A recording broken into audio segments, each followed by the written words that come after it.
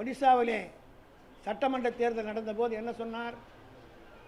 பூரி ஜெகந்நாத்துடைய சாவி தமிழ்நாட்டுக்கு இருக்கிறது என்று தமிழர்களெல்லாம் திருடர்களைப் போல அந்த ஒடிசா மக்கள் மத்தியிலே சித்தரித்து காட்டினார்.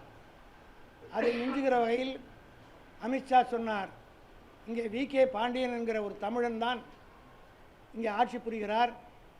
ஒரிசாவில் இருக்கிற உங்களுக்கு கொஞ்சம் கூட வெட்கம் இல்லையா, மானம் இல்லையா?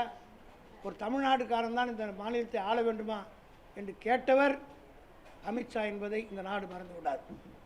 ஆக ஒரிசா தேர்தலுக்கு எப்படி அங்கே ஒரு தமிழரை இழிவுபடுத்தி பேசினார்களோ அதே போல் பீகாரிலே தமிழ்நாட்டையும் தமிழர்களையும் குறிப்பாக திராவிட முன்னேற்ற கழகத்தையும் தளபதி மு.க. ஸ்டாலின் மையப்படுத்தி மோடி அவர்கள் பேசியிருக்கிறார்.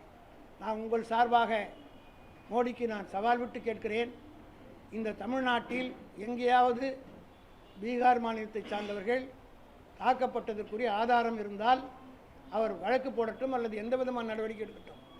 இதேபோல்தான் 2023ஆம் ஆண்டு ஒரு புரளையை தமிழ்நாட்டில் கிளப்பினார்கள். அதாவது பீகார் மாநிலத்து மக்கள் திமுக ஆட்சிக்கு வந்தவன் பார்லிமெண்ட் எலெக்ஷன் முன்னாடி இப்படி ஒரு பொய் பிரச்சாரத்தை செய்து பொய்யான யூடியூப்ல எல்லாம் செய்து வெளியிட்டார்கள். அது சம்பந்தமாக பீகாரை சார்ந்த 2 பேர் கைது செய்யப்பட்டு அவர் மீது வழக்கே போடப்பட்டது. அவருடைய பெயர் மணிஷ்குமார், மணிஷ் கவாய், ருபேஷ் குமார்.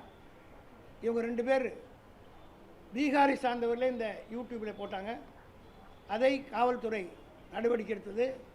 இப்படி ஒரு செய்தி வந்தவுடனே இன்றைக்கு முதலமைச்சராக இருக்கிற நிதிஷ்குமார் அன்றைக்கு ஒரு ஸ்பெஷல் டீமை தமிழ்நாட்டுக்கு அனுப்பினார். பீகாரிகள் தாக்கப்படுவது உண்மையான்று நாங்கள் பதில் கொடுத்ததை ஏற்றுக்கொள்ளாமல் அவரே நேரடியாக வந்து கண்டறிந்து உண்மை அறிவதற்கு அவர் மாநிலத்தை சார்ந்தவர்களே அவருடைய ஆட்சியில் இருக்கிற அதிகாரிகளே வந்து இங்கே ஆய்வு செய்தார்கள்.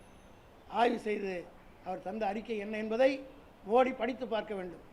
தமிழ்நாட்டில் பீகாரிகள் நிம்மதியாகவும் சிறப்பாகவும் எந்த விதமான பாதிப்பு இல்லாமல் வாழ்கிறார்கள் என்று அந்த அறிக்கையே கூறியிருக்கிறது.